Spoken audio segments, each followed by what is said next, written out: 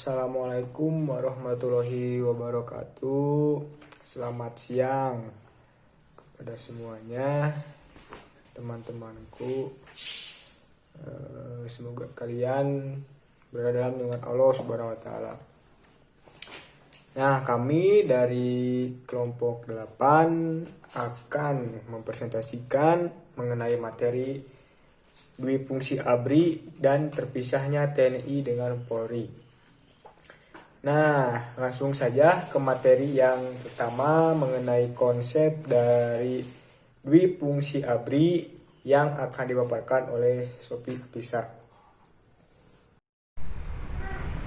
Baik, terima kasih kepada moderator yang telah memberikan kesempatan kepada saya. Nah, untuk pembahasan yang selanjutnya yaitu mengenai konsep duifungsi ABRI. Nah, pada awalnya mulai tahun 1962 penggunaan istilah Angkatan Perang Republik Indonesia atau APRI itu diganti menjadi Angkatan Bersenjata Republik Indonesia atau ABRI. Nah, ABRI ini merupakan penyatuan dari Angkatan Darat, Angkatan Laut, Angkatan Udara, dan Angkatan Kepolisian. Nah, pada masa ini setiap angkatan itu berdiri sendiri dan mempunyai panglima sendiri dan tidak ada sebutan sebagai panglima ABRI. Seluruh panglima angkatan dan kepolisian itu berada di bawah komando langsung Presiden Soekarno. Nah, sebagai panglima tertinggi angkatan bersenjata, Presiden Soekarno ini kemudian mengangkat Jenderal Abdul Haris Nasution menjadi Kepala Staf Angkatan Bersenjata Republik Indonesia pada tanggal 21 Juni 1962.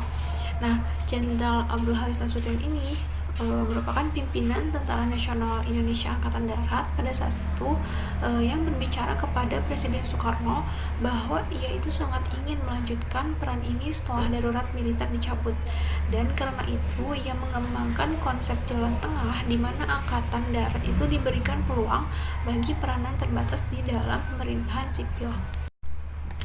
Nah, konsep jalan tengah yang dicetuskan oleh Majen A.H. Nasution ini bertujuan untuk meyakinkan kalangan sipil bahwa kalangan militer itu mampu menahan diri untuk tidak turut campur tangan secara langsung dalam pemerintahan. Nah, namun ternyata dalam perkembangannya kalangan militer ini tidak mampu membendung invasi itu sendiri untuk turut serta terjun langsung ke gelanggang perpolitikan. Nah, bahkan justru muncul beberapa doktrin yang sifatnya dicetuskan untuk membenarkan keterlibatan militer di dalam politik. Di antaranya itu doktrin duifungsi ABRI. Nah, di sini lambat laun saat kepemimpinan Presiden Soeharto, konsep jalan tengah itu diistilahkan dengan duifungsi ABRI yang digunakan sebagai pembenaran militer dalam meningkatkan pengaruhnya di pemerintahan. Nah, kemudian Tentara Nasional Indonesia secara organisatoris menduduki jabatan-jabatan strategis di lingkungan pemerintahan seperti menteri, gubernur, bupati, dan wali kota, serta masuk ke dalam parlemen dengan wadah fraksi ABRI atau TNI. Nah, melalui duifungsi ABRI inilah kemudian membuka jalan menuju terciptanya kolaborasi terbuka antara golongan militer dengan pemerintah Orde Baru yang semakin melekat. Nah, kemudian pada era Orde Baru, kekuatan militer itu pernah digunakan untuk menjaga keamanan, ketertiban negara, dan memegang kekuasaan mengatur negara, atau yang lebih dikenal dengan istilah duifungsi ABRI tadi ya. Kemudian konsep duifungsi ABRI ini pertama kali dilontarkan oleh Abdul Haris Nasution pada peringatan ulang tahun Akademi Militer Nasional pada tanggal 12 November 1958 di Magelang. Nah, istilah duifungsi ini diperkenalkan pada rapat pimpinan Polri di Porong pada tahun 1960. Nah, kemudian duifungsi ini merupakan istilah untuk menyebut dua peran militer, yaitu fungsi tempur dan fungsi pembina wilayah atau pembina masyarakat. Kemudian Nasution ini menganggap bahwa Tentara Nasional Indonesia itu bukan sekedar sebagai alat sipil sebagaimana terjadi di negara-negara barat, dan bukan pula sebagai rezim militer yang memegang kekuasaan negara. Namun, duifungsi ini merupakan kekuatan sosial dan kekuatan rakyat yang bahu-membahu dengan kekuatan rakyat lainnya. Kemudian dominasi golongan militer yang dimotori oleh Angkatan Darat ini atas kehidupan politik akhirnya mendapat pembenaran ketika muncul dua fungsi ABRI yang mampu dikatakan mengatur secara jelas fungsi-fungsi ABRI dalam bidang hankam maupun politik. Nah, selain pembenaran yang didasarkan kepada dua fungsi ABRI, proses keterlibatan golongan militer ke dalam pemerintahan Orde Baru itu tidak terlepas dari janji-janji pemerintah untuk melaksanakan pembangunan ekonomi, yang mana sangat membutuhkan keterlibatan militer di dalamnya. Kemudian dengan alasan kalangan militer memiliki kemampuan yang lebih kompeten dan memiliki kedekatan secara khusus dengan Soeharto. Kemudian pada masa Orde Baru, kalangan militer ini tidak hanya menampilkan dirinya sebagai stabilisator, namun juga menyebut dirinya sebagai diseminator dan merasa dibutuhkan untuk tugas itu agar dapat memainkan peranan penting di bidang ekonomi. Kemudian bertolak pada anggapan bahwa pembangunan ekonomi di masa Orde Lama telah terbengkalai karena pemerintah pada waktu itu didominasi oleh kalangan sipil. Nah, mereka dianggap tidak berhasil karena tidak berhasil mengatasi perebutan kepentingan golongan yang di dalamnya terdapat partai-partai politik yang mempunyai landasan berpijak. Kemudian kalangan militer dengan dominasi angkatan daratnya itu berusaha menampilkan citra sebagai kekuatan nasional yang melekat dengan memperjuangkan kepentingan umum. Nah, ini juga sudah sewajarnya giliran bagi mereka untuk memerintah. Kemudian para pemimpin militer ini berpendapat bahwa dengan dominasinya itu jaminan akan terpelihara. Kemudian kestabilan politik yang dibutuhkan untuk pembangunan ekonomi juga akan tercapai. Mereka itu berharap dengan terciptanya stabilitas maka akan dapat mendorong pertumbuhan investasi baik itu dari luar maupun dari dalam negeri yang semakin besar di sektor-sektor perekonomian yang modern seperti dalam industri-industri ekstraktif, pabrik-pabrik besar, dan perdagangan. Demikian pembahasan mengenai konsep dua fungsi ABRI. Untuk yang selanjutnya saya kembalikan kepada moderator. Baik, terima kasih kepada Saudari Sophie Apisa yang telah memaparkan materi. Langsung saja ke materi selanjutnya ya, mengenai dampak sosial politik ekonomi yang akan dipaparkan oleh Saudari Isma Ramadanti. Kepada Saudari Isma Ramadanti, saya persilahkan. Baik, sekarang saya akan menjelaskan mengenai dampak pelaksanaan dua fungsi ABRI.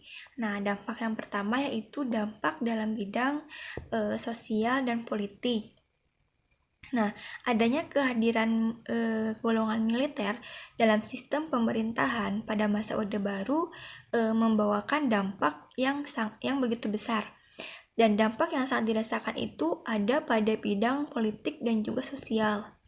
Nah, dampak nyata di bidang politik adalah adanya pengebirian terhadap partai-partai politik dan kemudian dibentuknya Partai Golongan Karya atau Golkar oleh penguasa militer sebagai partai tandingannya. Nah, sedangkan dalam bidang sosial, dampak yang paling terasa atau yang paling jelas adalah banyaknya kasus korupsi, dan pada saat itu korupsi sangatlah merajalela, dan yang di dalamnya terdapat sekali banyak perwira tinggi yang terlibat dalam kasus tersebut. Nah, saat mulai maraknya serangan-serangan yang dilakukan oleh kalangan moderat yang berada di sekeliling Soeharto sekitar pada tahun 1967 sampai 1968 yang ditujukan untuk partai-partai yang disuarakan oleh kalangan militan ini memberikan pengaruh terhadap gagasan dari pendekatan militer terhadap hubungan militer sipil. Dengan membentuk dan mengembangkan organisasi sipil sebagai tandingan dalam pemilu melalui tangan silinya Angkatan Darat dijamin akan mendapatkan kemenangan yang telak, sehingga dapat mengurangi pengaruh organisasi sipil yang tidak dapat dikontrol oleh pemerintahan. Akhirnya pada tahun 1973, karena tekanan yang terus-menerus, partai-partai lama pun dengan sukarela kemudian membubarkan dirinya. Dan kemudian terbentuklah dua partai baru dengan kepemimpinan yang dikatakan mendapatkan restu dari pemerintahan Orde Baru. Nah, sekarang saya akan menjelaskan mengenai dampak dalam bidang ekonomi.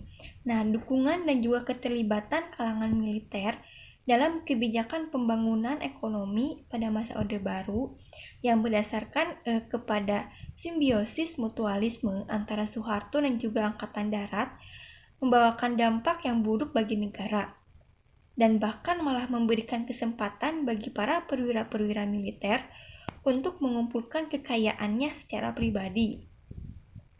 Eksploitasi sektor ekonomi yang dimaksud untuk menutupi defisit anggaran belanja angkatan bersenjata yang dirasa masih kurang jika hanya mengandalkan anggaran belanja negara, ternyata malah menjadi semacam blunder bagi Orde Baru. Nah, karena karena banyak sekali perusahaan-perusahaan besar yang justru malah mendapatkan kerugian akibat dari praktek-praktek tersebut, seperti halnya adalah Pertamina. Nah, kebijakan pembangunan ekonomi yang dicanangkan oleh pemerintahan Orde Baru yang bertujuan untuk memperbaiki kemerosotan ekonomi yang merupakan warisan dari Orde Lama sesungguhnya memiliki tujuan yang baik dan berasaskan kepada kepentingan nasional yang tentu saja mengakomodasikan terciptanya kesejahteraan bagi rakyat Indonesia pada umumnya. Idealisme pembangunan ekonomi ternyata tidak dapat berjalan sesuai dengan tujuan awal karena hanya mengakomodasikan kepentingan sepihak saja, yakni dari golongan-golongan militer yang terlibat dalam program pembangunan tersebut. Nah, kesempatan bagi kalangan militer untuk mengeksploitasi sektor ekonomi memang tidak terlepas dari peranan pemerintah yang membiarkan praktek-praktek tersebut demi mencukupi kebutuhan pendanaan bagi angkatan bersenjata, khususnya dari Angkatan Darat yang memang paling dominan dari angkatan lainnya. Seperti telah diketahui bahwa perwira-perwira militer menjalankan praktek sistem ekonomi inkonvensional dalam usahanya mengumpulkan dana atas kepentingan Angkatan Darat. Pada tingkat tertinggi, perusahaan-perusahaan raksasa seperti perusahaan Pertamina atau perusahaan perdagangan umum seperti sejenis BUMN yang dipegang oleh beberapa perwira senior Angkatan Darat. Nah, di samping itu, banyak perusahaan yang didirikan untuk memenuhi kebutuhan dan kesatuan-kesatuan militer. Demikian pula aturan yang sama dikenakan di daerah tempat perwira militer tersebut berkecimpung di berbagai kegiatan perdagangan. Nah, dalam kasus tersebut, di antara pengelolaan Pertamina yang notabene merupakan perusahaan milik pemerintah, namun dalam prakteknya bekerja sebagai perusahaan swasta yang dijalankan oleh seorang perwira. Seorang perwira militer tersebut bertanggung jawab hanya kepada pimpinan militer saja, meskipun dalam birokrasinya harus bertanggung jawab kepada Menteri Pertambangan, tetapi perwira tersebut mengklaim bahwa ia memiliki otonom penuh atas sikapnya tersebut. Baik, terima kasih kepada Saudari Isma Ramadanti telah memaparkan materi. Nah, langsung saja ya kita ke materi selanjutnya mengenai dampak militer dan kronologis terjadinya TNI dengan Polri pada awal kemerdekaan yang akan disampaikan atau yang akan dipaparkan oleh Saudari Rizka Citra Febrina. Untuk Rizka, saya persilahkan. Baik, selanjutnya mengenai dampak dalam bidang militer. Pada masa awal kekuasaan Orde Baru, salah satu hal pokok yang menjadi perhatian Soeharto yaitu memperkokoh kekuasaannya atas angkatan bersenjata. Peran dari angkatan bersenjata tersebut yaitu membantu Soeharto melakukan tindakan pembersihan terhadap lawan-lawan serta calon-calon lawan politiknya. Ketika proyek pembersihan tersebut sudah terlaksana, maka langkah terakhir Soeharto yaitu membersihkan angkatan bersenjata khususnya angkatan darat dari unsur-unsur Soekarno.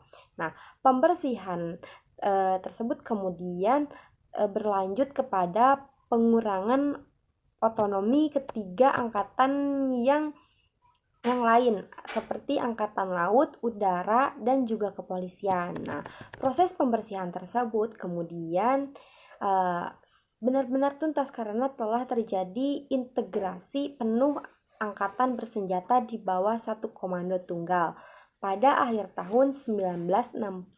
Nah, sejak saat itu, semua posisi komando, baik dalam tubuh Angkatan Darat maupun angkatan yang lain, diisi dengan perwira-perwira yang diangkat sejak tahun 1966. Dalam mengokohkan kekuasaannya atas angkatan bersenjata, Soeharto itu lebih banyak bersandar pada kekuatan-kekuatan pelindungnya. Banyaknya perwira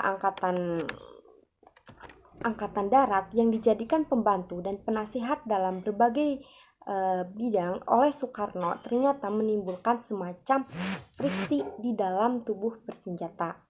Nah, konflik yang terjadi akibat persaingan di antara penasihat-penasihat yang dekat kepada Soeharto dengan kelompok-kelompok non-penasihatnya yang saling memperebutkan kedudukan dalam tubuh golongan elit tadi. Nah, kondisi seperti ini itu kemudian meluas kepada perebutan di antara perwira militer terkait penguasaan atas sumber-sumber ekonomi yang dianggap sangat berpotensi.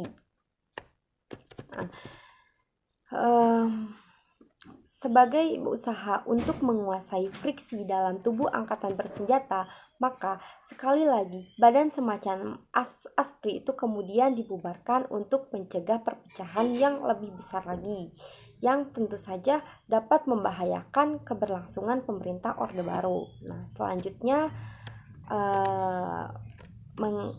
mengenai kronologi terpisahnya TNI dengan Polri. Yang pertama pada awal kemerdekaan. Nah, pada awal kemerdekaan Indonesia, TNI itu belum lahir, sedangkan polisi itu telah memiliki jasa yang besar dalam mempertahankan kemerdekaan Indonesia. Nah, proklamasi yang dilakukan bangsa Indonesia pada tanggal 17 Agustus 1945 itu telah memunculkan jiwa semangat dari rakyat dan juga di kalangan instansi kepolisian yang berjuang melawan kekuasaan penjajah. Nah, maka dari itu, polisi memiliki peran serta tugas agar mampu menjaga ketertiban masyarakat pasca kolonial. Nah, hal tersebut itu terdapat pada nilai-nilai yang bersumber dari Undang-Undang 1945. Nah, terbentuknya kepolisian negara setelah proklamasi kemerdekaan pada sidang PPKI atau Panitia Persiapan Kemerdekaan Indonesia. Nah, kedua tanggal 19 Agustus 1945, kepolisian dimasukkan ke dalam Departemen Dalam Negeri atau DKN. Nah, Raden Said Sukanto Cokro Diatmojo berdasarkan maklumat pemerintah tanggal 29 September 1945 itu diangkat menjadi Kepala Kepolisian Indonesia Pusat. Dari pengangkatan Raden Said tersebut sebagai Kepala Kepolisian itu menjadi titik awal adanya Polisi Nasional. Nah, hal utama dibentuk Polisi Nasional yaitu mengadakan perubahan yang meliputi struktur polisi, watak polisi serta falsafah hidup polisi dan struktur yang lama baik zaman Belanda maupun Jepang. Mungkin dari saya dicukupkan sekian. Terima kasih. Baik, terima kasih kepada Saudari Rizka Citra Febrina yang telah memaparkan materi. Kita langsung saja ke materi yang terakhir, yaitu mengenai Orde Lama sampai Reformasi yang akan dipaparkan oleh Saudara Farhan Harpani. Untuk Saudara Farhan Harpani, saya persilahkan. Oke, untuk materi selanjutnya yaitu masa Orde Lama pada masa Orde Lama ini, kepolisian RI ini lahir pada tanggal 1 Juli 1946 sebagai bagian dari institusi pemerintah. Seperti yang telah kita ketahui bahwa pada masa sekarang polisi itu bertugas untuk mengayomi serta memelihara keamanan serta ketertiban masyarakat. Hal tersebut juga dijelaskan dalam Undang-Undang Nomor 2 Tahun 2002 Pasal 13 mengenai tugas pokok polisi, yaitu memelihara keamanan serta ketertiban masyarakat, menegakkan hukum, memberikan perlindungan, pengayoman, serta pelayanan kepada masyarakat. Jika dilihat dari sejarahnya ini, fungsi dari polisi ini sendiri itu tidak jauh beda jika dibandingkan dengan pada zaman Hindia Belanda ataupun zaman pendudukan Jepang, yang mana pada masa itu pun sudah ada organisasi keamanan yang bersifat seperti polisi, akan tetapi bukan merupakan polisi Republik Indonesia.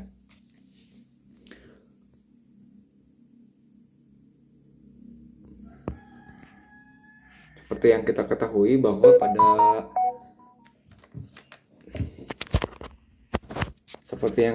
ketahui bahwa kepolisian pada zaman Hindia Belanda ini mengalami beberapa reorganisasi. Pada tahun 1912 dibentuk polisi bersenjata yang bersifat militer, bertugas sebagai cadangan khusus untuk memadamkan huru-hara. Kemudian pada tahun 1916 dibentuklah Badan Intelijen Polisi, ditempatkan di bawah Jaksa Agung yang bertugas mengumpulkan informasi mengenai partai politik. Begitupun juga pada zaman Jepang. Pada zaman Jepang ini pun sudah ada polisi yang melakukan reorganisasi ini secara regional oleh Imamura Hitoshi. Masing-masing kepolisian mempunyai kedudukan yang sesuai kebijakan pemerintah militer Jepang. Seperti halnya di Jakarta adalah pusat kedudukan kepolisian bagi daerah Jawa dan Madura. Bukit Tinggi adalah pusat kedudukan kepolisian bagi daerah Sumatera. Kemudian Makassar adalah pusat kedudukan kepolisian bagi daerah Timur Besar. Banjarmasin adalah pusat kedudukan bagi daerah Kalimantan. Jika ditinjau dari hal tersebut, maka tidak jauh beda dengan fungsi kepolisian di Republik Indonesia ini sendiri, yang bertugas untuk mengatasi huru-hara dan keamanan yang bersifat mengganggu ketertiban. Akan tetapi pada masa Orde Baru, digabungkannya polisi dengan TNI ini menjadi suatu yang cukup baru di kalangan dunia. Baik, terima kasih kepada Saudara Farhan Harpani yang telah memaparkan materi. Nah, langsung kita akan Kesimpulannya itu adalah Angkatan Bersenjata Republik Indonesia merupakan penyatuan dari Angkatan Darat, Angkatan Laut, Angkatan Udara, dan Angkatan Kepolisian. Pada masa ini, setiap angkatan berdiri sendiri dan mempunyai panglima sendiri, dan tidak ada sebutan sebagai Panglima ABRI. Seluruh panglima angkatan dan kepolisian berada di bawah komando langsung Presiden Soekarno sebagai Panglima Tertinggi Angkatan Bersenjata. Konsep jalan tengah yang dicetuskan oleh Maijen A. Nasution bertujuan untuk meyakinkan kalangan sipil bahwa kalangan militer mampu menahan diri untuk tidak turut campur tangan secara langsung dalam pemerintahan. Saat kepemimpinan Presiden Soeharto, konsep jalan tengah diistilahkan dengan difungsi ABRI yang digunakan sebagai pembenaran militer dalam meningkatkan pengaruhnya di pemerintahan. TNI secara organisatoris menduduki jabatan-jabatan strategis di lingkungan pemerintahan seperti menteri, gubernur, bupati, dan wali kota, serta masuk ke dalam parlemen dengan wadah praksi ABRI atau TNI. Munculnya dominasi militer melalui Angkatan Darat dalam pemerintahan Orde Baru yang merupakan bentuk aplikasi doktrin difungsi ABRI berdampak langsung dalam berbagai bidang, terutama bidang-bidang yang menjadi konsentrasi dominasi seperti bidang sosial, politik, dan ekonomi. Kronologi terpisahnya TNI dengan Polri dimulai dari awal kemerdekaan, Orde Lama, Orde Baru, sampai reformasi. Nah, dicukupkan sekian pemaparan atau materi dari kelompok kami. Mohon maaf apabila banyak kesalahan, karena kesempurnaan hanya milik Allah Subhanahu wa taala. Assalamualaikum warahmatullahi wabarakatuh.